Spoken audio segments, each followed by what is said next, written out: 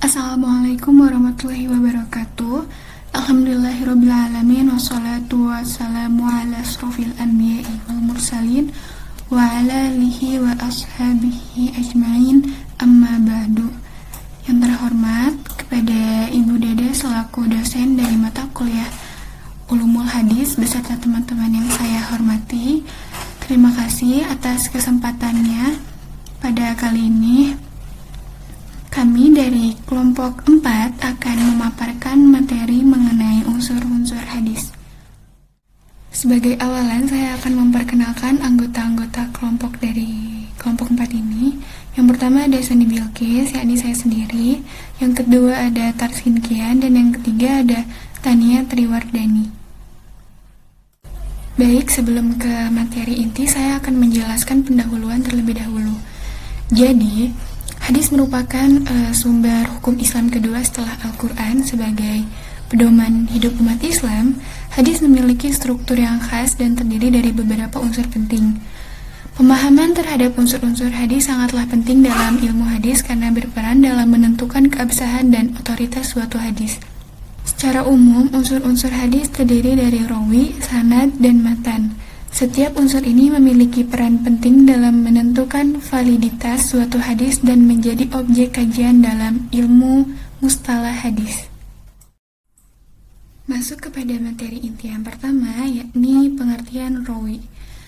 Dalam segi bahasa, yaitu ar-rawi yang artinya orang yang meriwayatkan atau memberikan hadis itu kepada manusia.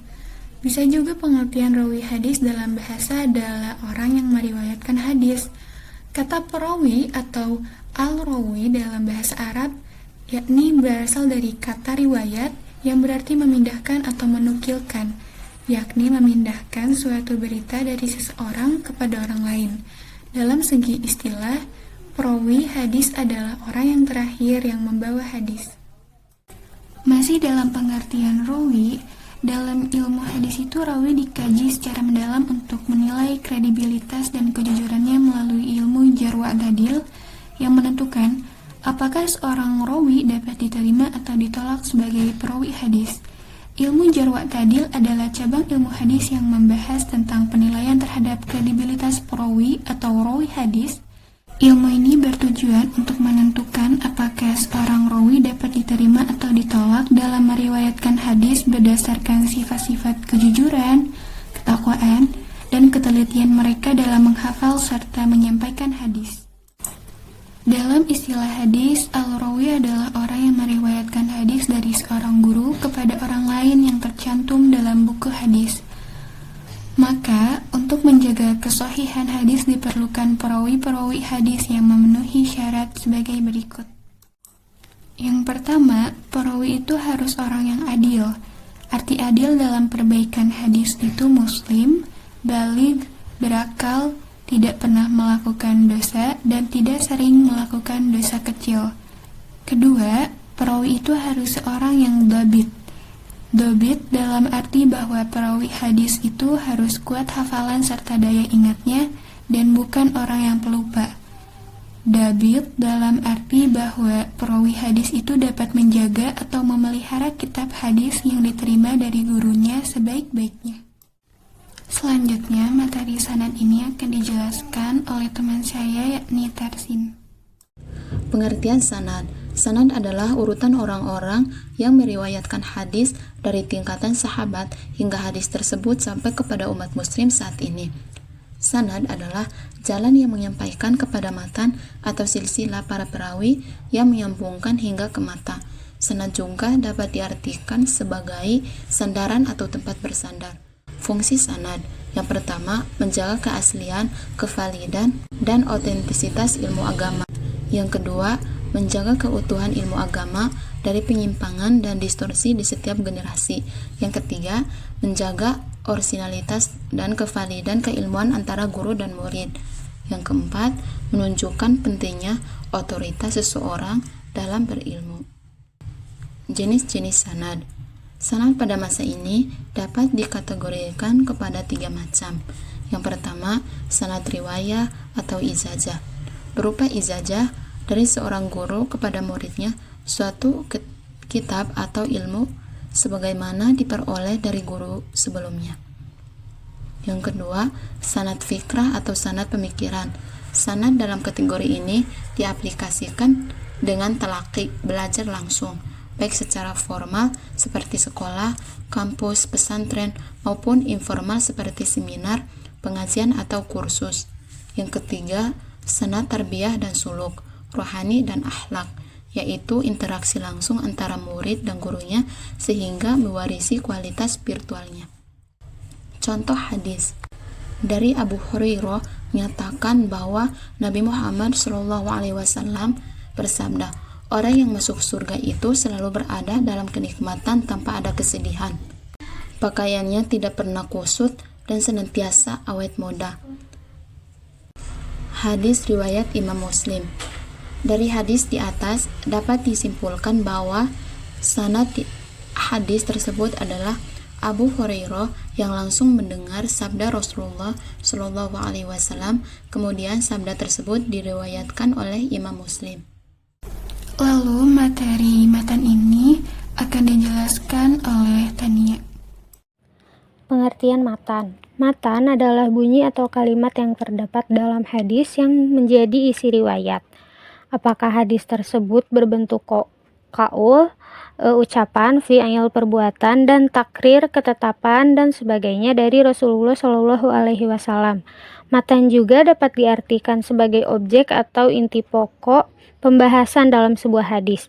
Dalam ilmu hadis, matan merupakan salah satu unsur utama yang harus diperhatikan untuk menelaah sebuah hadis. Syarat matan hadis menurut Al-Khatib Al-Baghdadi 461 Hijriah, bahwa suatu matan hadis dapat dinyatakan makbul atau diterima sebagai matan hadis yang sahih apabila memenuhi unsur-unsur sebagai berikut. Yang pertama ada tidak bertentangan dengan akal sehat. Kedua, tidak bertentangan dengan hukum Al-Quran yang telah muhkam atau ditentukan hukum yang tetap.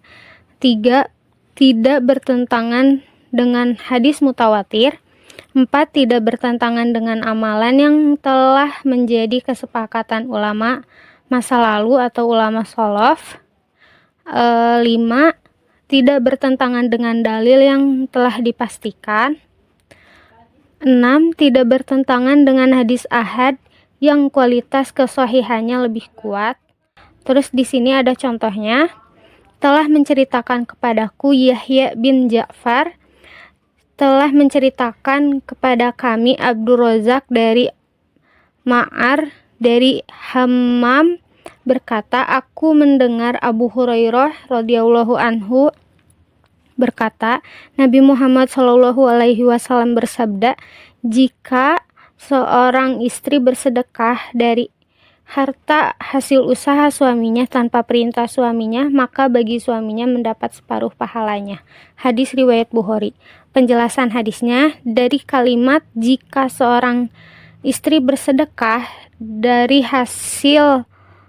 harta hasil usaha suaminya tanpa perintah suaminya, maka bagi suaminya mendapat separuh pahalanya adalah maksud dari matan hadis tersebut.